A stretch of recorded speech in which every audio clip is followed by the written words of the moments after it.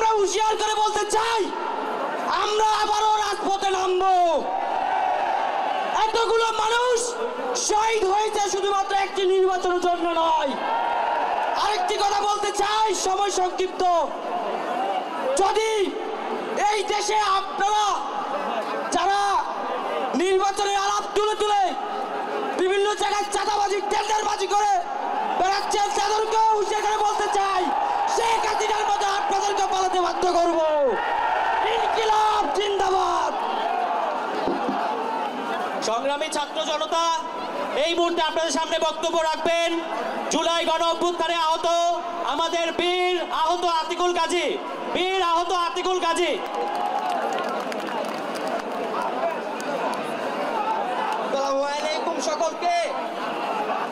আমি ভারতের উদ্দেশ্যে বলতে চাই, মোদী সরকারকে বলতে চাই, শুনে রাখুন, এটা খুনি হাসিনার দেশ না, এটা বৈষম্যবিরোধী ছাত্র আন্দোলনের জনতার দেশ। আপনাকে বলতে চাই, শুনুন, আপনি বলেন হাসিনাকে নাকি দেশে দিবেন না। আমরা ভালো করে বলে দিতে চাই, ভালো করে শুনে রাখুন, উনি হাসিনাকে ফেরত দিবেন এবং আমরা তাকে ফাঁসির চড়িতে ঝুলাবো।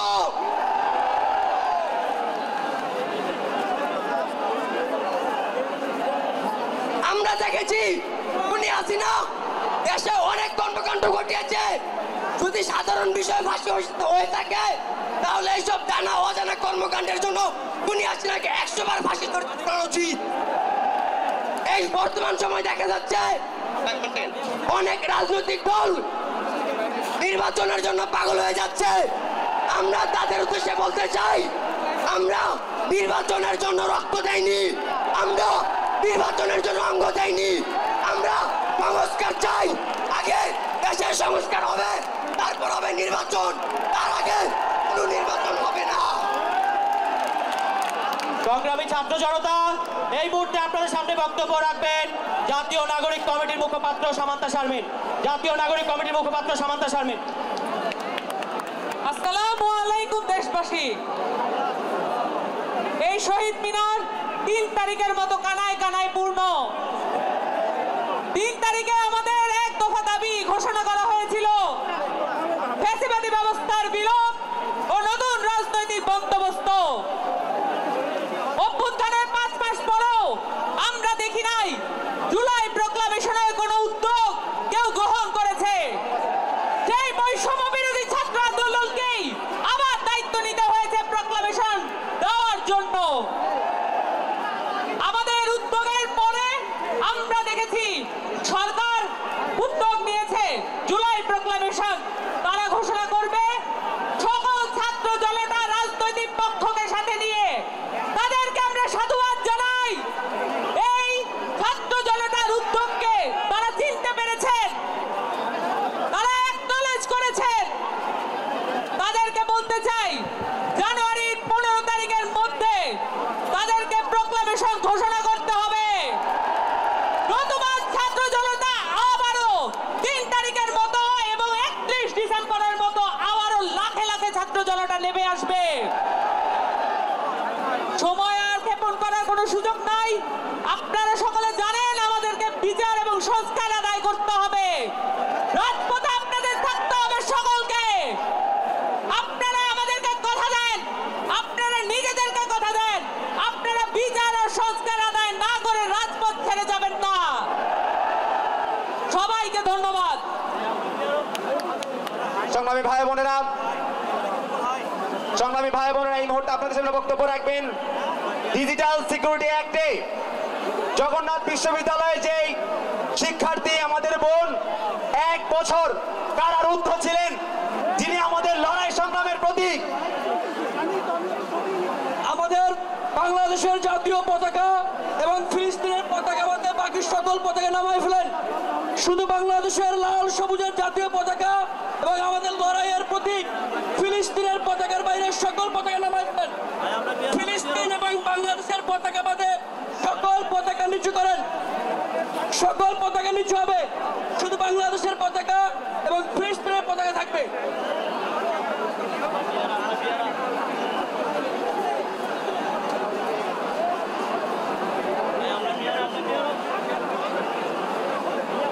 সংগ্রামী ভাই বোনেরা, এই মুহূর্তে আপনাদের সামনে বক্তব্য রাখছেন জগন্নাথ বিশ্ববিদ্যালয়ের ছাত্রী, যিনি ফ্যাসিবাদী শেখ হাসিনা সরকারের আমলে ডিজিটাল সিকিউরিটি অ্যাক্ট নামক ব্ল্যাক লয়ের আন্ডারে তাকে দীর্ঘ 1 বছর কারা নির্যাতন করা হয়েছে। সেই লড়াই সংগ্রামের প্রতীক আমাদের বোন, লড়াই সংগ্রামের অগ্রসৈনিক, আমাদের সবার প্রিয় খাদিজাতুল কোবরা বক্তব্য রাখছেন জগন্নাথ বিশ্ববিদ্যালয়ের শিক্ষার্থী খাদিজাতুল কোবরা। আসসালামু আলাইকুম সবাইকে। আমি কোনো পলিটিক্যাল ব্যাকগ্রাউন্ডের না, যার কারণে হয়তো আমি সেভাবে কথা বলবো না, কিন্তু আপনার আমার সবার একটাই চাওয়া, সেটা হচ্ছে আমরা খুনি হাসিনার বিচার চাই। আমি খুনি হাসিনাকে ফ্যাসিস্ট বলার কারণে, এইরকম একটা টক শোতে থাকার কারণে, যেটা সে আসলেই ফ্যাসিস্ট সেটা বলার কারণে আমি 15 মাস জেল খেটেছি। কিন্তু সরকার পাল্টেছে, 5 মাস হয়ে যাচ্ছে, আমি তার এখনো কোনো ধরনের বিচার পাই, এমনকি আপনারাও পান। আর বর্তমানে আমরা একটা জিনিস দেখতে পাচ্ছি যে এই যে আওয়ামী লীগের দোসররা, তারা নিজেদের খোলস পাল্টে শিবিরে যোগ দিচ্ছে, বিএমপিতে যোগ দিচ্ছে, কিন্তু সেটা কোনোভাবে গ্রহণযোগ্য নয়। আপনাদের কি লজ্জা করে না? আপনাদের এত ক্ষমতার লোভ কেন?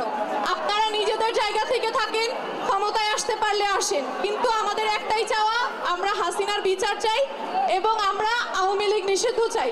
ধন্যবাদ। পানি লাগবে, পানি, এই কথা যিনি বলেছিলেন আমাদের শহীদ বীর মুগ্ধের বাবা, এখন আমাদের সামনে বক্তব্য দিবেন। আমাদের সাথে আরো অনেক শহীদের বাবা যুক্ত হয়েছেন। আমাদের এই গণ অভ্যুত্থানের প্রথম শহীদ আবু সাঈদের বাবা এসেছেন, আমাদের সাথে যুক্ত হয়েছেন। ভারতীয় আগ্রাসন বিরোধী আন্দোলনের প্রতীক আপনার ফাহাদের বাবা, আমরা শহীদ আবু সাঈদের বাবা,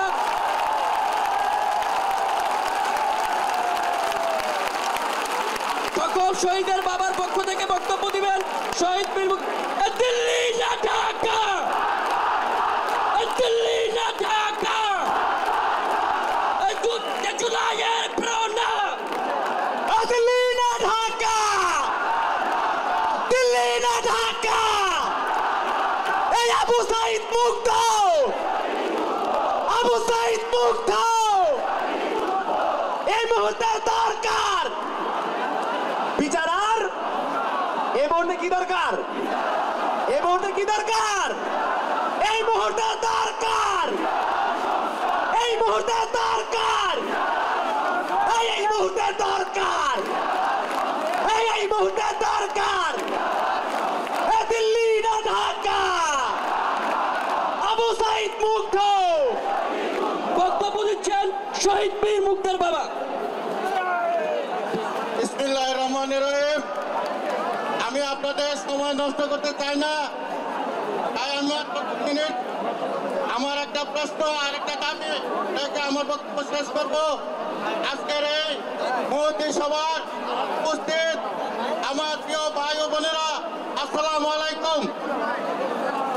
আমি একটি প্রশ্ন করতে চাই যে 5ই আগস্ট শেখ হাসিনা হেলিকপ্টার দিয়ে ভারতে পলায়ন করেছে।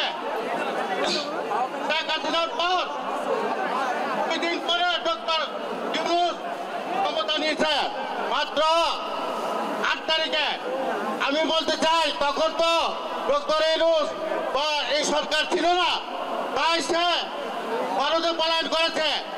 8 তারিখের পরে 2 মাস 3 মাস পর 2 মাস 3 মাস পর দেখা যায় উবাইদুল আওয়ামী লীগের সেক্রেটারি উবাইদুল কাদের 3 মাস পর ওই দেশ থেকে এবং দেশ থেকে বিদায় নিয়েছে। আমি বলতে চাই এই সরকারকে যারা তাদেরকে বিচারের আওতা না আনে, তাদেরকে হেফাজতে দেশ থেকে পলায়নের সুযোগ করে দেয়, তাদেরকে আমি এই সরকারকে দেখতে চাই না। তাই আমি এই সরকারের যারা অবনতি করবে তাদের অবিলম্বে পদত্যাগ চাই।